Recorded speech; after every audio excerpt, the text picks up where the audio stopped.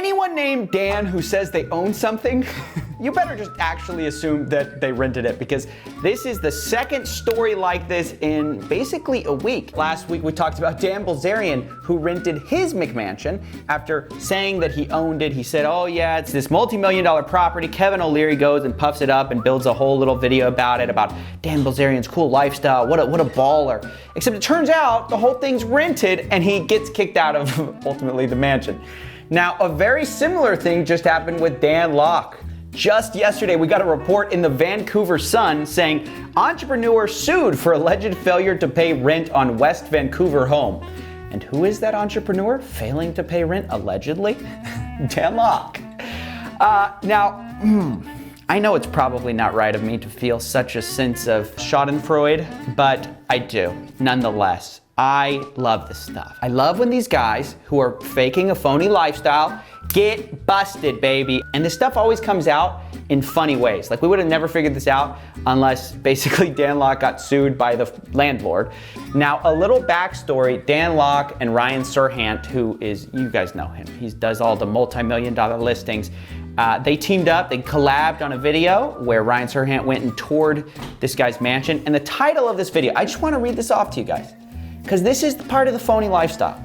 $35 million Canada mansion tour with Dan Lok. And you're going through it and you see the 11 bedrooms, you see the 16,000 square feet, you see the arcade, the aquarium, the bowling alley, all that kind of crazy stuff. And you're thinking to yourself, wow, how can this guy be phony if he's got such a crazy mansion that he lives in? You know, he must be legit.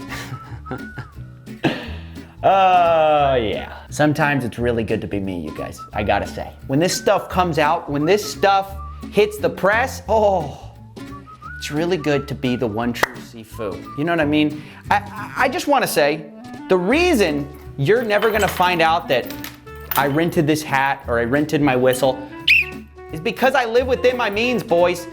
I don't go and buy these crazy lifestyle things because ultimately you don't need that in your life. But these guys, they're appealing to poor people who want to be rich, so they got to live that rich lifestyle. And so part of that is buying the Lambo. Well, actually renting the Lambo, of course. You end up finding out. Part of it's renting the Bentley. Part of it's renting the $35 million mansion, whatever, and just inflating your own sense of worth and ego.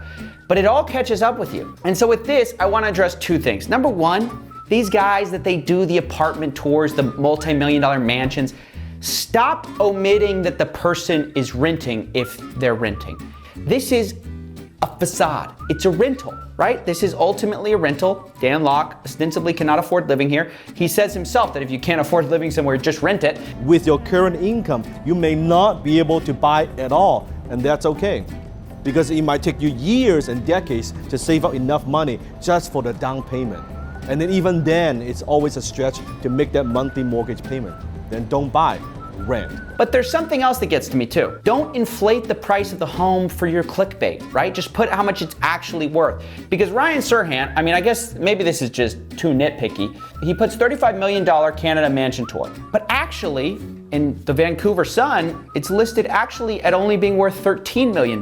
Now, I know that maybe doesn't sound like a big difference, but it actually is. It's worth half of what Ryan Serhant's saying it's worth.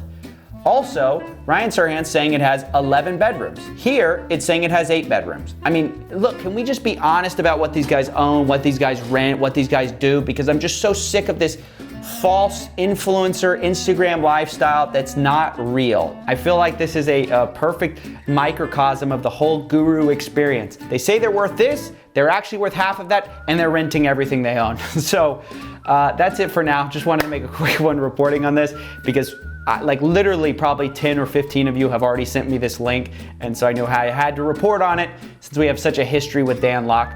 But yeah, have a good one. And don't forget to smash like and subscribe. Thank you. What do you get when you burn through your plastic stacks? Then don't buy, rent.